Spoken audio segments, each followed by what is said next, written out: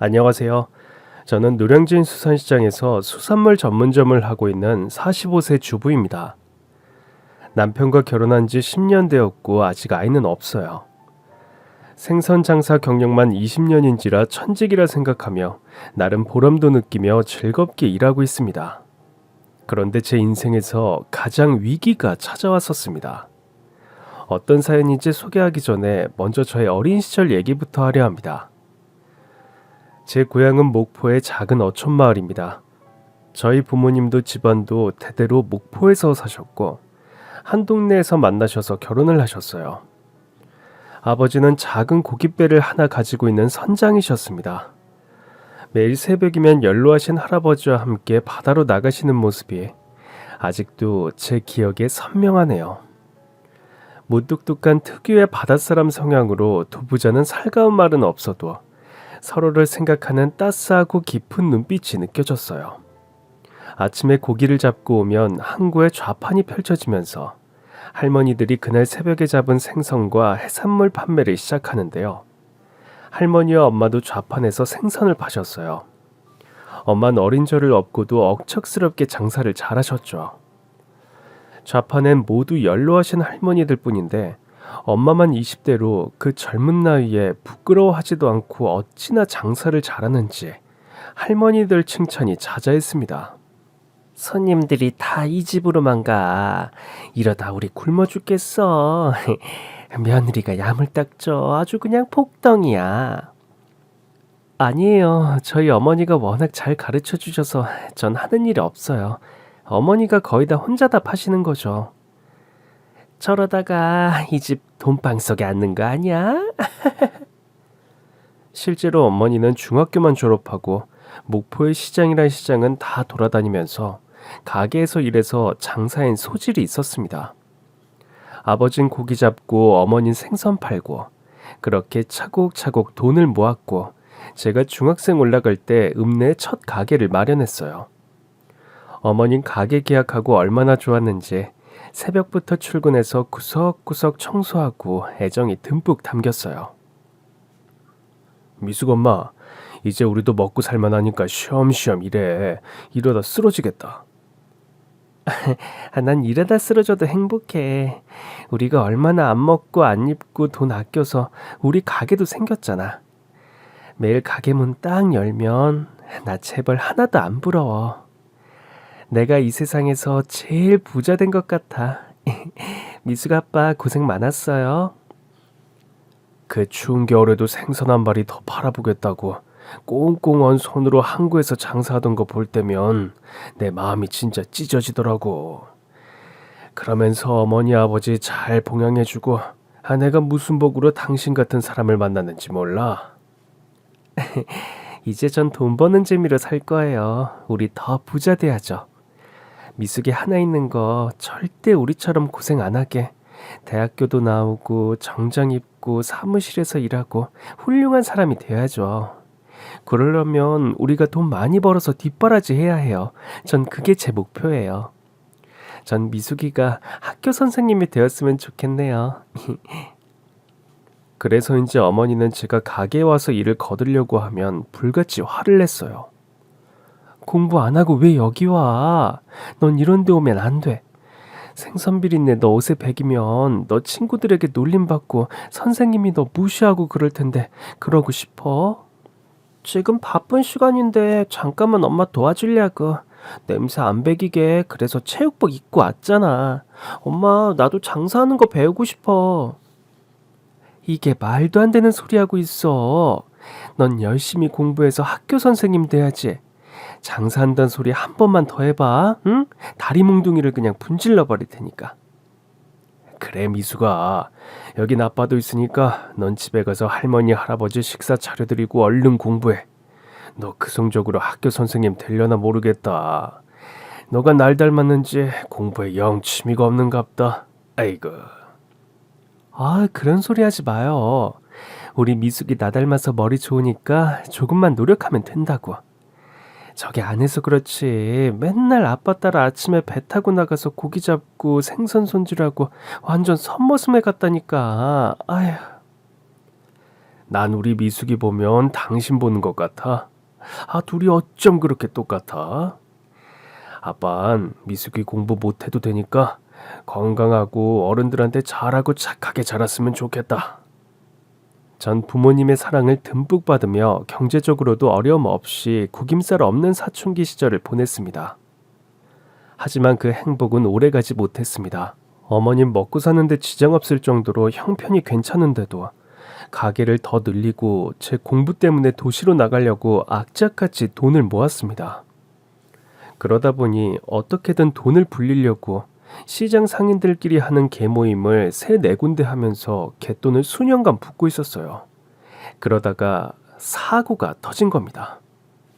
그 개모임 개주들이 다들 한 통속으로 짜고 한날 한시에 갯돈을 들고 야반도주한 겁니다. 다음날 아침 시장은 발칵 뒤집혔습니다. 미숙 엄마 소식 들었어? 아침부터 웬일이세요? 무슨 일 있어요? 아이고 아무것도 모르네. 우리 어떡해. 나 남편한테 죽게 생겼어.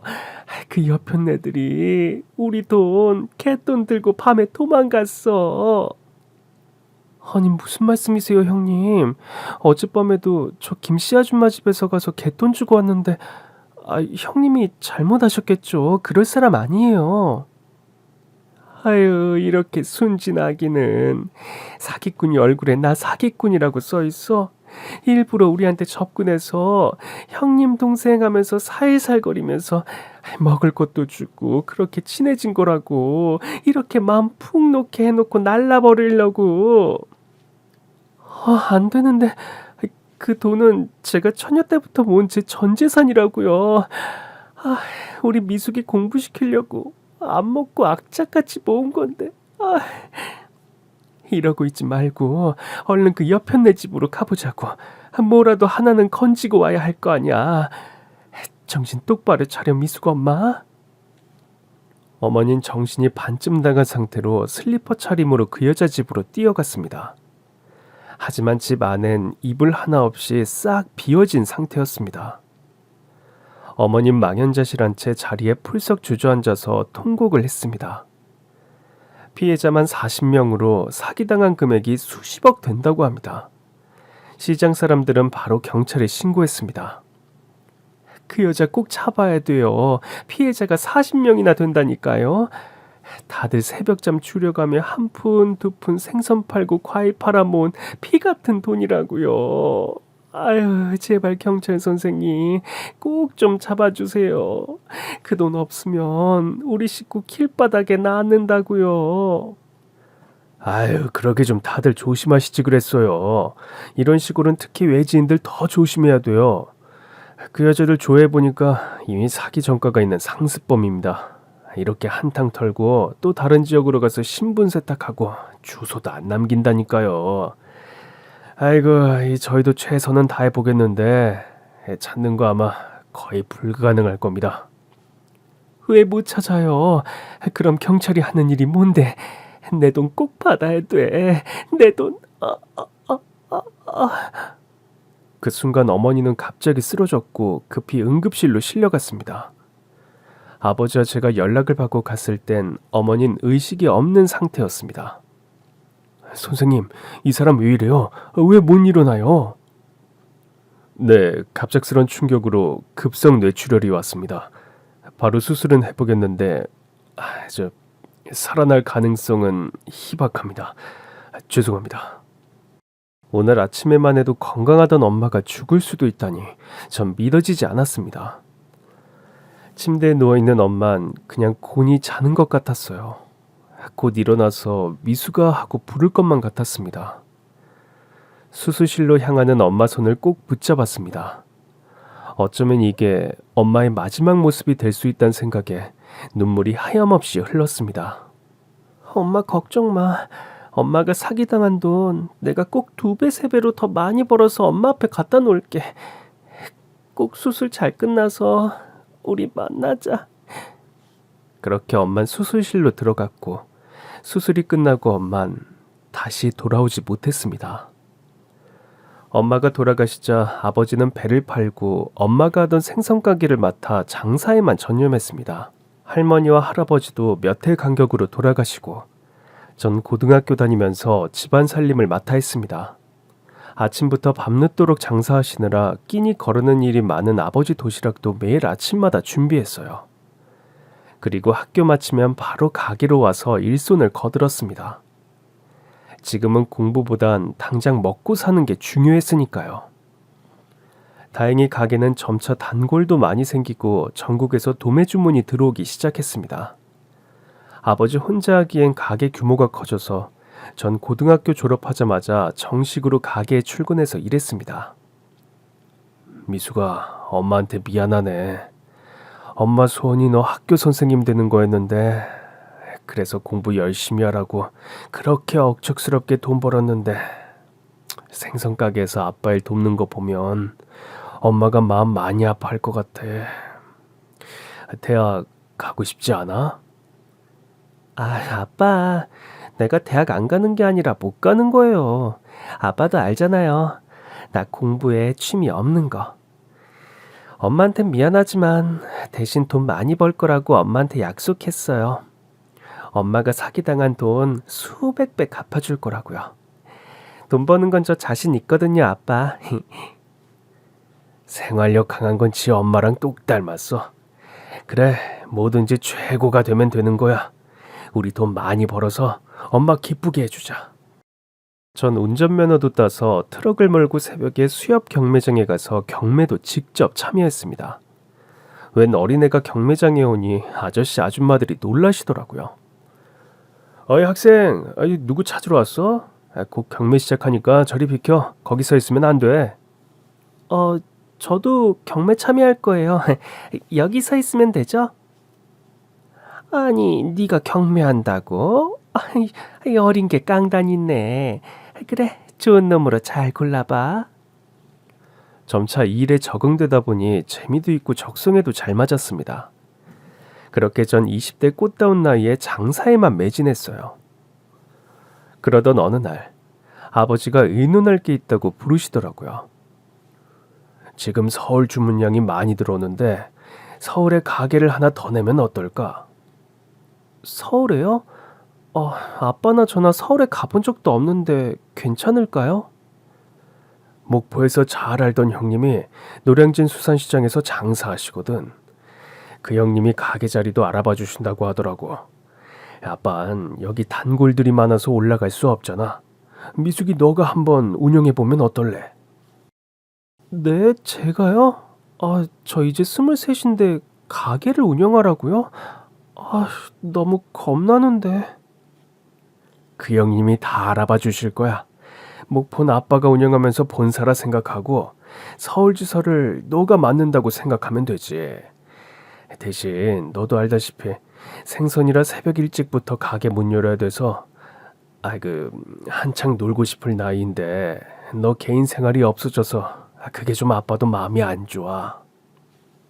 그런 건 걱정 안 하셔도 돼요. 친구랑 놀러 다니고 하는 게 뭐가 중요하겠어요?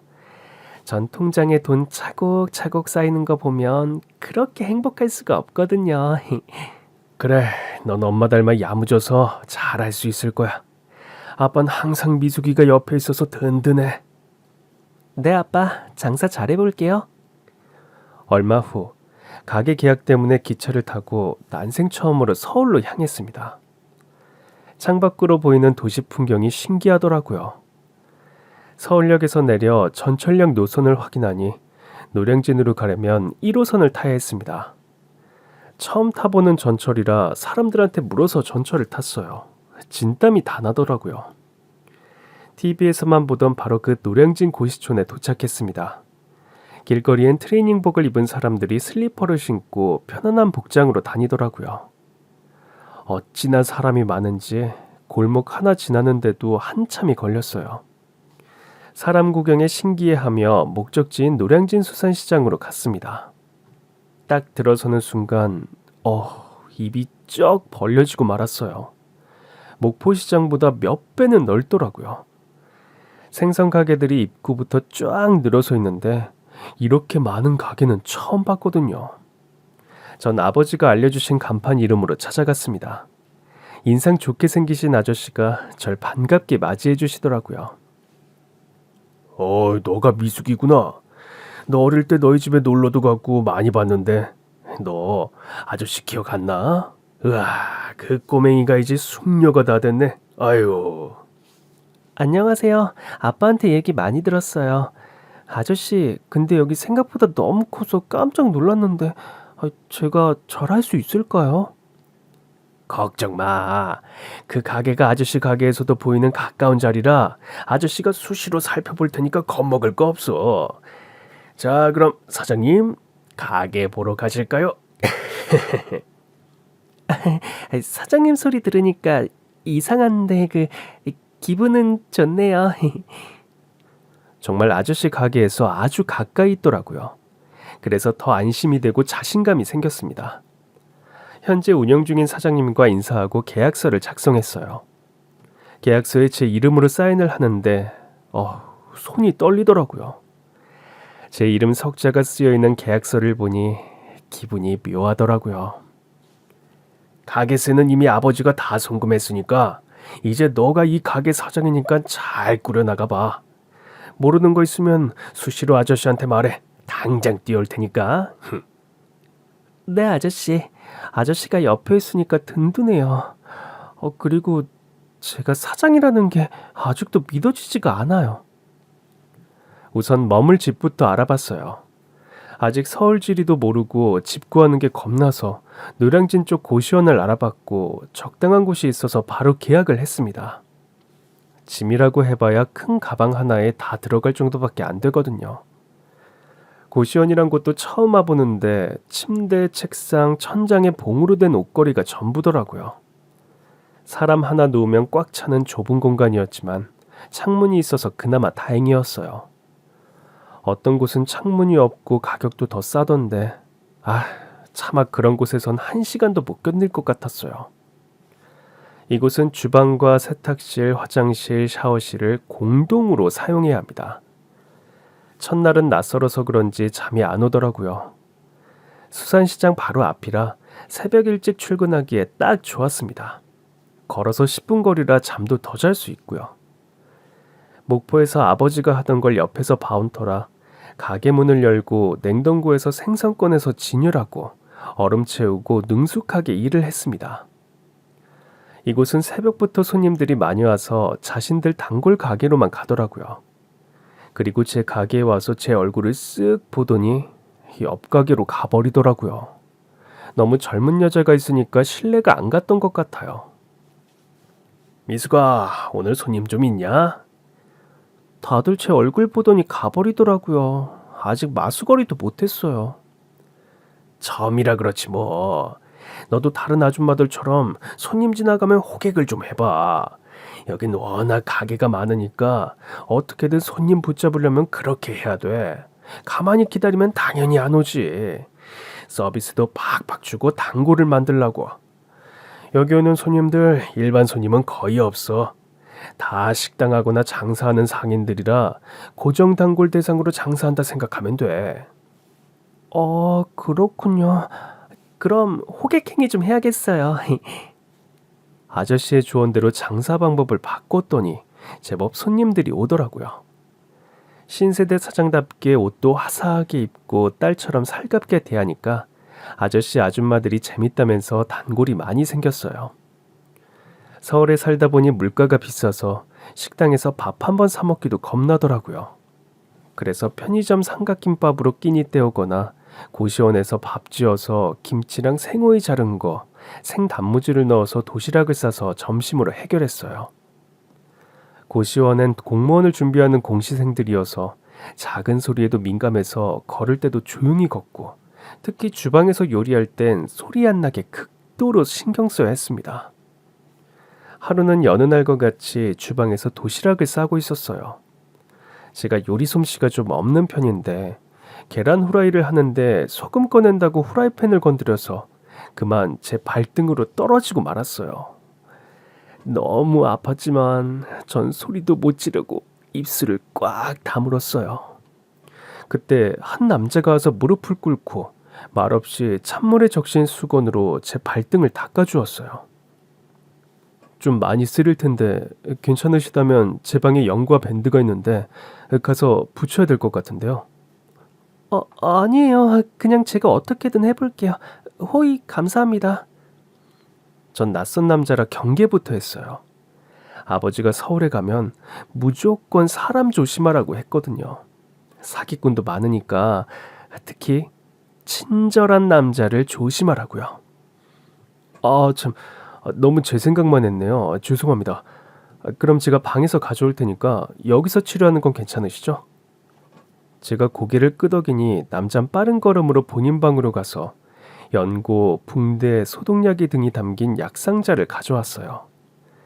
상처를 치료해주는 남자 얼굴이 꽤 진지했습니다. 이렇게 신경 써주셔서 감사합니다. 근데 저 혹시 아세요? 아니요, 오늘 처음 봤는데요. 그런데 왜 이렇게 친절하신가 해서요.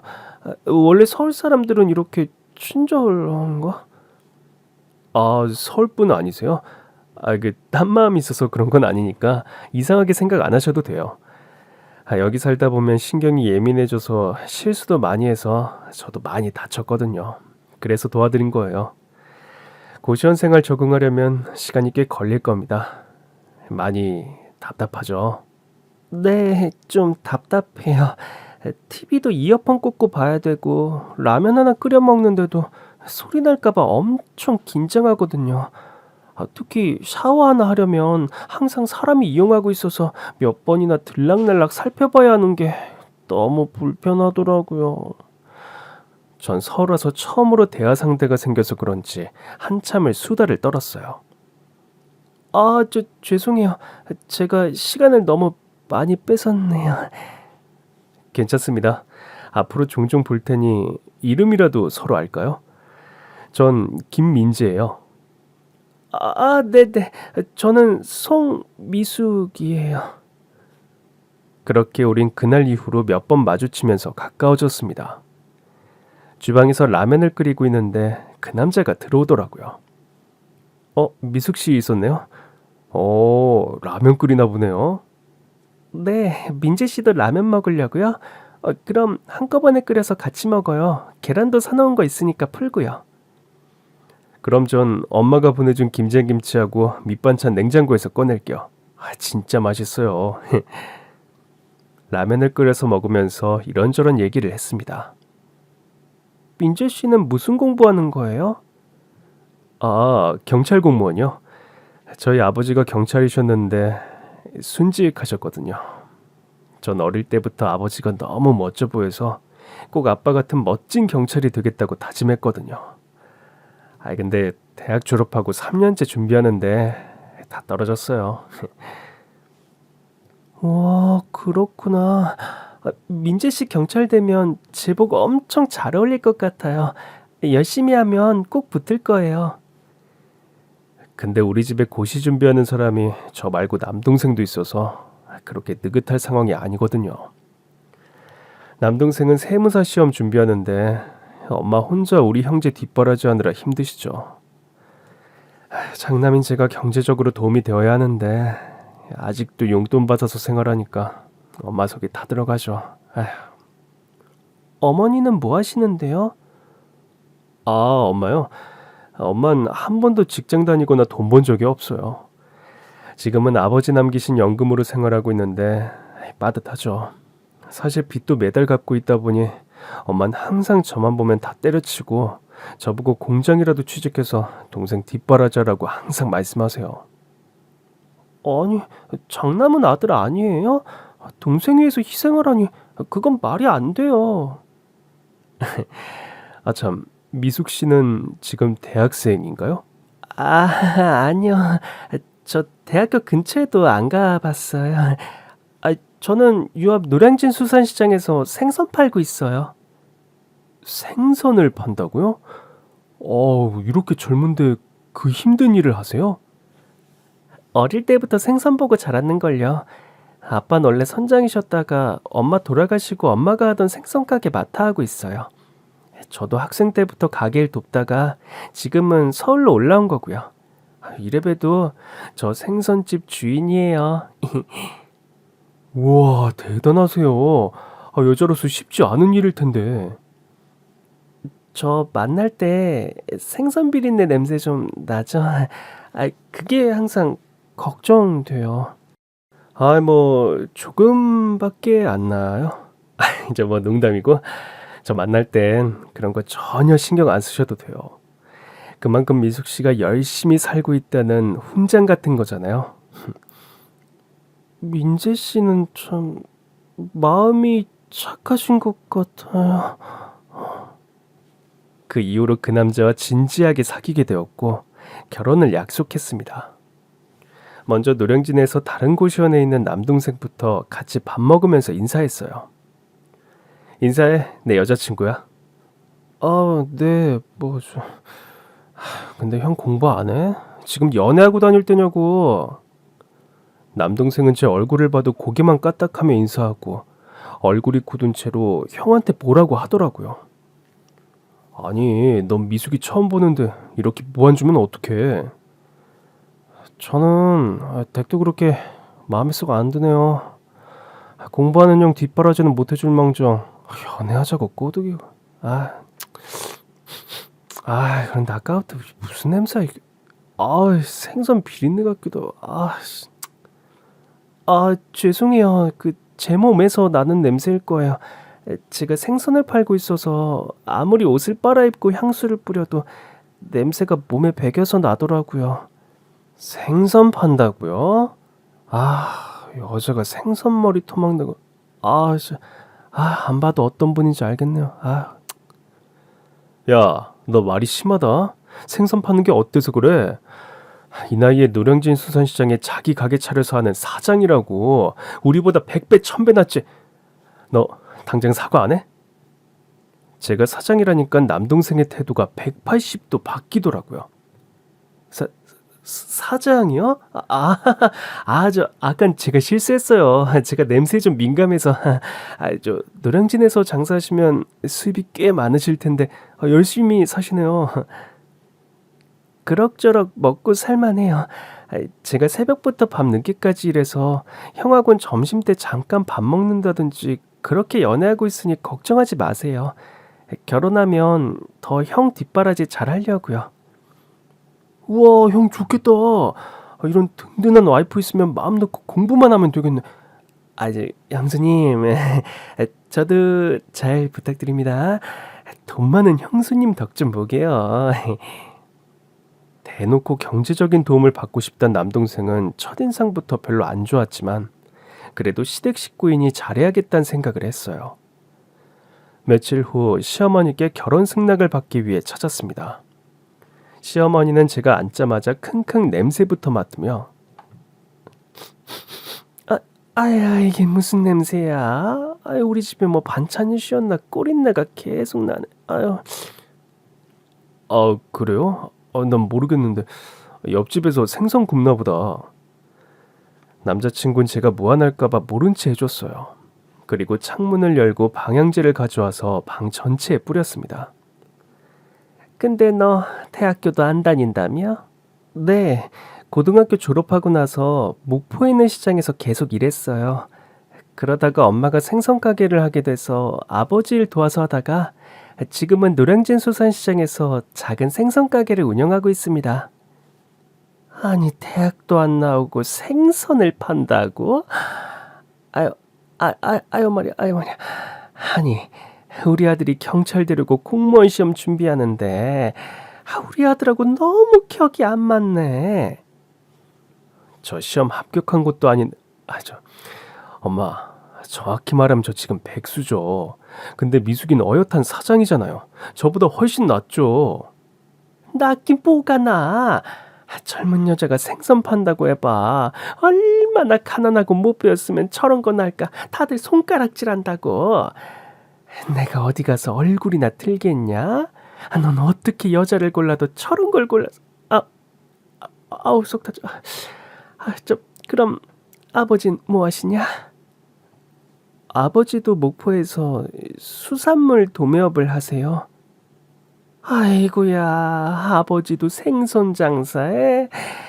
그 집안 안 봐도 뻔하네. 우리 집안하고 수준이 안 맞아. 어머니, 초면에 죄송한 말씀이지만 저희 생선 장사한다고 한 번도 부끄럽게 생각한 적 없고 경제적으로도 먹고 살만합니다. 직업엔 귀천이 없다고 생각해요. 전 결혼해서도 계속 생선 팔 거고 그게 싫으시다면 저 이 결혼 안 해도 좋습니다. 뭐? 어머, 어머, 얘 말하는 것 좀 봐. 뭐가 이리 당당해? 몰라. 니들 결혼이니 니들이 알아서 해. 대신 그건 알아야 돼. 지금 우리 집에서 돈 버는 사람이 한 명도 없으니까 너가 우리 큰애 작은애 공부하는 거며 우리 집 생활비는 너가 감당해야 된다. 뭐 이것만 해주면 대학 안 나오고 집안 안 좋은 건 내가 감수하지. 아예 대놓고 시댁을 먹여 살리라는 말인데 전 이 남자 놓치면 평생 후회할 것 같아서 그 조건을 받아들이고 결혼식을 올렸습니다. 신혼여행 갔다 오자마자 전 시댁에 들어와서 어머니, 시동생과 같이 살았습니다. 고시원에서 지내던 시동생은 제가 결혼하자마자 집으로 들어왔습니다. 시어머니가 맨날 시동생 밥 못 챙겨 먹는 게 내내 마음에 걸렸다고 이제 집에서 뜨신 밥 먹으면서 공부하라고 집으로 오라고 한 겁니다. 어머님 며느리 들였다고 작정이라도 한 듯 집안일에서 완전히 손을 떼었습니다. 전 새벽 4시에 일어나 식구들 아침 식사 준비를 했죠. 국 끓이고 반찬도 5, 6가지 푸짐하게 차려놓고 새벽 5시에 출근합니다. 그러면 시어머니와 남편, 시동생은 6시에 일어나서 다 같이 아침 식사를 합니다. 점심, 저녁 먹을 것까지 다 준비해놔서 식탁에 차리기만 하는데도 시어머니는 며느리가 옆에서 식사 시중을 해줘야 하는데 본인이 하니까 힘들다고 짜증을 내더라고요. 밤늦게 와선 전 청소, 설거지, 빨래하느라 제대로 쉬지도 못했습니다. 그뿐만 아니라 절 마치 금고인 마냥 시어머니와 시동생이 맨날 돈 달라고 하는데 너무 뻔뻔스러운 거예요. 이번 주 주말에 동창 모임이니까 백화점에서 옷 한 벌 사야겠다. 명품 사려면 100만 원 정도 있어야겠네. 내일까지 내 통장으로 계좌 이체해라. 형수, 나 책 사야 되니까 50만 원 계좌 이체하세요. 남편이 그러지 말라고 아무리 말해도 소용이 없었습니다. 그렇게 전 시집와서 5년 동안 시댁 식구들 뒷바라지를 했습니다. 그러다가 시동생이 세무사 시험에 합격했어요. 합격하자마자 시어머니가 제일 먼저 한 건 중매쟁이 만나서 조건 좋은 신부감부터 알아봤어요. 몇 번 선본 끝에 강남에서 가구 사업하는 시부모 밑에서 명문대를 졸업한 은행원 여자와 결혼했습니다. 결혼 후 신혼여행 갔다 와서 처음 시댁에 온 날. 아유, 오늘아 피곤하지? 사돈이 어찌나 안목이 좋은지 네가 해온 혼수로 집안이 확 달라졌어. 아유, 이게 다 명품이잖아. 어머니, 그렇게 비싼 거 아니에요. 근데 형님은 시집 올 때 혼수를 안 해왔나 봐요. 집이 너무 횡해서. 어머님이 필요 없으시다고 해서 대신 난 시댁 생활비 매달 주잖아. 생선 팔아서 번 푼돈 말이죠? 전 생선 냄새 나서 어릴 때부터 안 먹었는데 형님 옆에만 있으면 생선 냄새 나서 제가 너무 견디기 힘드네요. 아이고, 우리 애기 속이 안 좋니? 하긴 나도 얘 옆에 있으면 썩은 비린내가 나서 힘들어. 첫째야, 너 뭐하니? 속 안 좋다니까 얼른 오렌지 주스라도 가져와. 시어머니는 집안 좋고 좋은 대학 나오고 은행원인 동서를 상점 모시듯 했습니다. 제가 시동생 공부 뒷바라지에서 세무사에 합격한 건데 은혜도 모르고 시동생도 대놓고 절 무시하더라고요. 형수님, 양가 어른들 모시고 식사 자리 마련할 건데 형수는 가게 일해야 되니까 안 오셔도 돼요. 고급 호텔이라서 형수하고는 좀 격이 안 맞아가지고. 야, 이 자식아, 너 형수한테 지금 무슨 소리야? 너가 지금 누구 덕에 세무사 된 건데 형수가 새벽잠 줄여가며 장사해서 번 돈으로 너 뒷바라지해서 된 거 아니야? 고맙단 소리 한 번도 안 하고 이렇게 대놓고 무시해? 아 여보 그만둬요. 내가 대접받자고 그런 거 아니에요. 동서는 혼전 임신 상태여서 시어머니가 아이 출산할 때까지 시댁에서 같이 지내자고 했습니다. 동서 혼자 살림하고 음식 챙겨 먹기 힘들다고 역시나 저보고 동서를 챙기라고 하네요. 동선 집에서 손 하나 까딱 안 하고 식사 준비하는 동안에도 부엌엔 얼씬도 안 하고 출근합니다. 동서 너무한 거 아니야? 동서도 이 집 며느리인데 왜 내가 다 살림해야 돼? 나도 돈 번다고, 동서 직장 다닌다고 너무 유세 떠는 거 아니야? 아, 형님과 전 신분이 다르잖아요. 형님, 대학 문턱에도 안 가봤죠. 태생부터 저와 같은 상류층과는 다른 부류라서 형님은 원래 노예처럼 그렇게 사는 거예요. 그게 어울린다고요. 돈 없는 사람들은 몸으로 떼어야죠. 그러던 어느 날 동서가 시어머니 선물 사준다고 셋이 백화점 쇼핑을 갔습니다. 동서는 하이힐을 신고 명품 슈트 차림으로 한눈에 봐도 비싼 옷과 보석으로 치장을 했어요. 전 평소처럼 무릎 튀어나온 면바지에 티셔츠를 입다 보니 동서가 계속 절 피하더라고요. 형님, 백화점 한 번도 안 가봤어요? 아니 장사할 때 입던 옷을 입고 뭐 어쩌자는 거예요. 다들 쳐다볼까 창피해 죽겠네. 너 돈 없는 거 티내니? 둘째 봐라. 얼마나 품이 있고 귀티가 나냐. 빈티난 너랑 천지 차이다 천지 차이. 아휴 나도 너랑 다니는 거 부끄러워서 얼굴을 못 들겠다. 아휴. 두 사람은 아예 저랑 멀찌감치 떨어져서 앞서서 걸었고 전 그야말로 짐꾼이 되었습니다. 양팔 가득 쇼핑백만 들고 다녔어요. 그러다가 백화점에서 동서가 친구를 만났습니다. 어머 몇 년 만이야. 어떻게 여기서 다 보네? 그러네. 너 결혼했단 소식은 들었어. 남편이 세무사라며? 너 봉잡았네. 아니야. 시댁이 공무원 집안이라 시아버님이 경찰이셨고 아주버님도 지금 경찰 시험 준비하고 있어.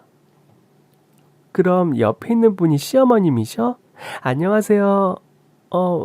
근데 옆에 있는 분은 누구셔? 신경 쓰지 마. 우리 집 파출부야. 안녕하세요.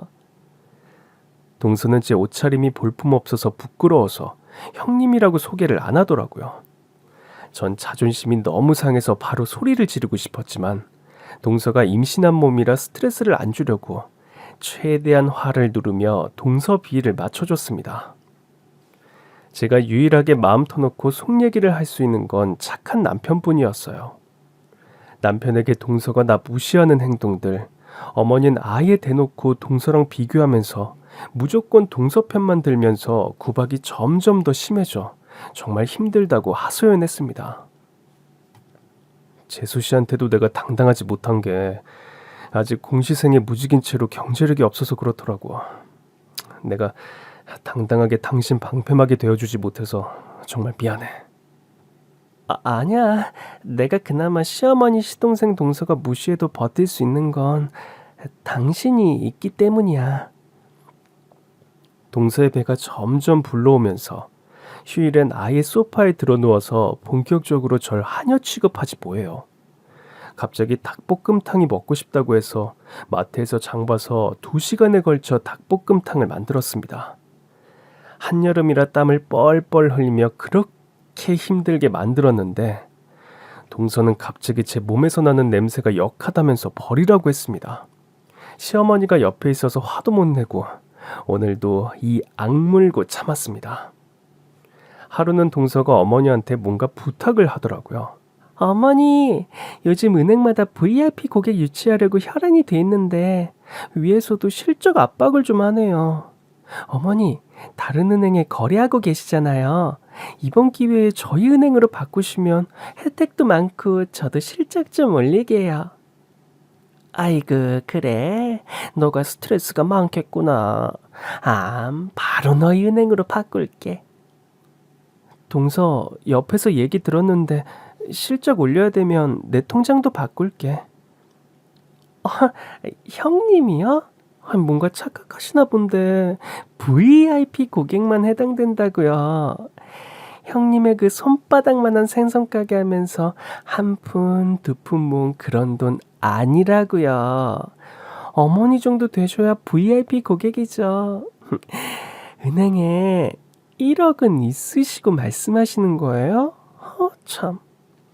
제가 돈 없다고 대놓고 무시하는 동서에게 모욕감과 화가 치밀어 올라서 언젠가 되갚아주리라 다짐했습니다. 은행에 볼 일이 있어서 우연히 가게 근처 은행에 들렀더니 동서가 일하는 은행이었어요. 형님 창피하니까 나가세요. 냄새나요. 하길래 잡일하는 동서 보러 온 거 아니야. 그 순간 지점장이 나와 90도로 저한테 인사를 하고 같이 VIP 룸으로 들어가니까 동서가 개거품을 물기 시작했습니다. 알고 보니 동서는 얼마 전 제가 장사하는 노량진 수산시장 근처 은행으로 발령받았는데요. 저랑 마주칠까봐 일부러 말을 안 했던 거였어요. 그런데 오늘 이 광경을 보고 동서는 깜짝 놀랐던 거죠. 아니, 형님이 왜 VIP 룸에 들어가세요? 내가 이번에 100억짜리 건물을 사려고 대출을 알아보고 있었거든. 난 여기가 동서가 일하는 은행인지 전혀 몰랐네. 내가 거래하는 은행 중에 여기도 한 곳인데 이 은행에 적금 들어온 돈이 한 50억 정도 되나? 대출 받으려고 지점장 만나러 온 건데 동서가 일하는 은행인 줄 알았으면 여기에 돈 더 유치했지. 동서는 자리에서 벌떡 일어나더니 지점장님, 이분이 제 형님이세요. 형님, 그럼 편하게 상담 받아보세요. 음료는 시원한 아이스 아메리카노 드릴까요? 아니, 난 믹스 커피면 돼. 뭐하러 비싼 커피 사 먹어. 동서도 명심해. 그렇게 돈 아까운 줄 모르고 펑펑 쓰면 거지꼴 돼. 지금 동서 몸에 들은 것만 해도 1억은 되겠다. 난 고작 몇만 원이야. 이렇게 거칠에 돈 안 쓰고 난 젊을 때부터 한 푼, 두 푼 다 적금했거든. 그래야 부자 되는 거야. 돈 없다고 절 항상 무시하던 동서에게 제대로 한 방 날렸습니다. 제가 20살 때부터 20년 동안 모은 돈과 얼마 전에 친정아버지한테 증여받은 돈을 합해서 100억 건물을 받은 게 있어서 그걸 사려는 거였거든요. 목포에서 수산물 도매업을 하는 친정아버지 사업도 날로 번창되어서 건물을 세 채 구입해서 생선 해산물 전문 판매 시장으로 만들었어요. 친정아버지는 제가 시댁에서 고생하는 걸 아시고 이혼하고 목포에 내려와서 같이 사업하자고 하셨지만 제가 이혼만은 안 하겠다고 했거든요. 아빠, 시어머니랑 시동생, 동서 다 저를 얕보고 생선 장사한다고 무시했지만 제 남편만은 아직도 절 아껴주고 제 몸에서 나는 생선 냄새도 향수 같다면서 절 한 번도 부끄러워한 적이 없이 대단하다고 자랑스럽다고 말해주던 사람이에요. 남편과 평생 행복하게 살고 싶어요. 사실 돈이 뭐가 필요하겠어요. 이렇게 제 마음 알아주는 제 편 한 명만 있으면 전체 재산과 다 바꿔도 아깝지 않아요. 제 말을 듣고 아버지가 눈물을 흘리며 남편과 평생 먹고 살 만한 큰 돈을 증여해 주신 거예요. 그날부터 시댁 식구들이 절 대하는 태도가 180도 달라졌습니다.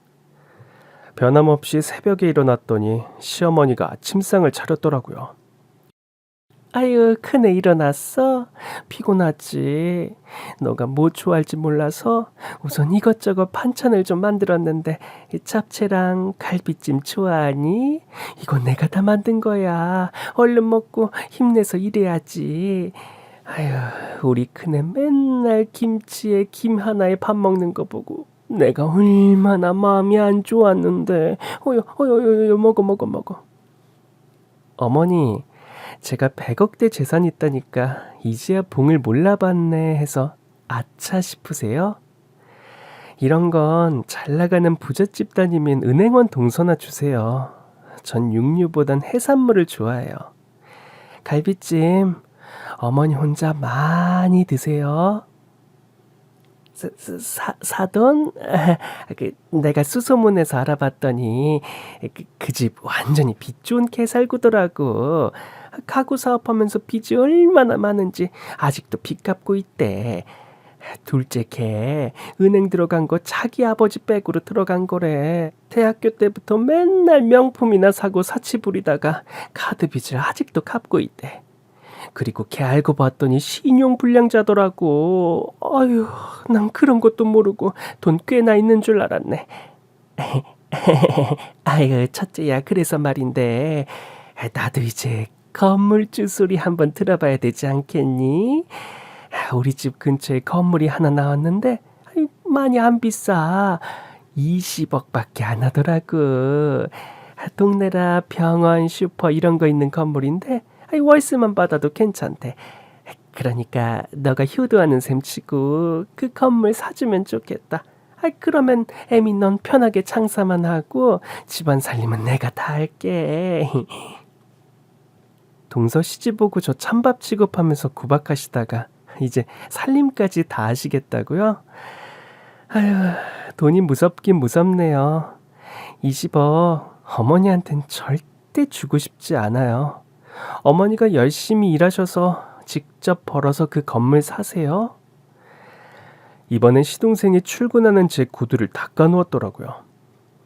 아유, 형수, 구두 반질반질하게 광내놨어요. 이제야 좀 사장님답네. 그 사람한테 말 안 했는데 고객한테 받은 착수금을 비상금으로 모아놨다가 주식 투자했는데 와, 이거 완전히 급락해서 한 푼도 못 건졌거든요. 이번에 다른 기가 막힌 종목이 있다고 해서 형수가 한 10억만 주면 그거 대박 나면 제가 이자 쳐서 2배로 갚아줄게요. 도련님, 평생 주식하다가 다 말아먹었으면서 아직도 정신 못 차렸어요? 제가 책값이며 용돈 밥값까지 그렇게 뒷바라지해서 세무사 만들어놨더니 고객한테 뒷돈 받고 그걸로 비자금을 만드셨어요? 어떡하나. 지금 저한테 얘기한 거 제가 회사에 고발해야겠네요. 저한테 한 번도 고맙단 소리 없이 제 덕에 잘 먹고 잘 살았으니까 이제 원래대로 빈털터리로 사세요. 형수 왜 그래요? 농담하지 마세요. 회사에 말 안 할 거죠? 그거 말하면 저 잘려요. 안 돼요.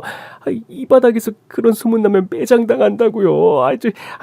형수 제발 부탁입니다. 예? 무릎 꿇고 비는 시동생이 가관이더라고요. 무엇보다 제일 가관은 동서였죠. 백화점에서 산 명품 원피스를 선물이라고 주더라고요. 형님, 이제 이런 명품 옷은 평상복으로 입고 다니셔야죠. 100억 자산가인데 지금처럼 후줄그레한 티셔츠 하나 입고 다니면 사람들이 얕본다고요. 이 원피스 정말 비싼 거예요. 물론 이 형님 가지고 있는 돈에 비하면 푼돈이겠지만요. 그래서 말인데요.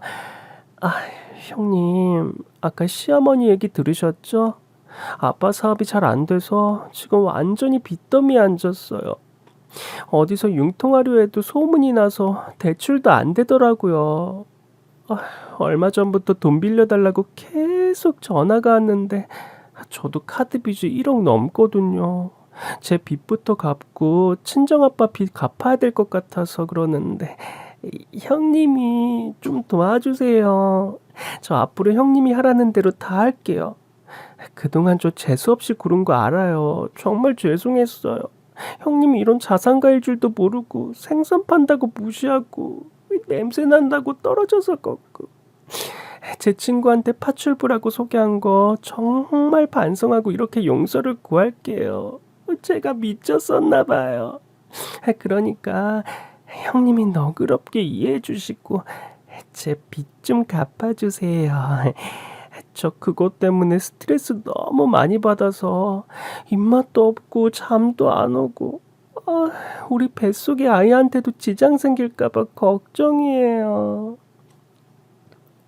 말이 나와서 말인데 동서, 이제 곧 아이도 나오고 이참에 집에서 푹 쉬면 되겠더라고. 그래서 내가 동서 푹 쉬라고 지점장한테 미리 얘기해놨어. 그동안 동서가 나 같은 백업 고객한테 어떻게 대했는지 이런 인성 나쁜 직원 있는 은행과는 거래 못하겠다고 했지. 내가 이 은행과 거래하는 조건이 동서 자르는 거였어. 그랬더니 지점장이 눈 하나 깜짝 안 하고 바로 동서 자르겠대. 어떡해? 이제 집에서 푹 쉴 수 있겠다. 좋겠네. 지점장한테 그렇게 말씀하셨다고요? 안 돼요, 형님. 제가 정말 잘못했어요. 저 직장 잘리면 제 카드 빚은 어쩌라고요. 저 신용불량자 돼요. 그런 건 내 알 바 아니고 명품백이며 명품옷 팔아서 카드빚 갚던지. 서방님도 회사 잘리고 동서도 잘리면 이제 뭐 먹고 살려고?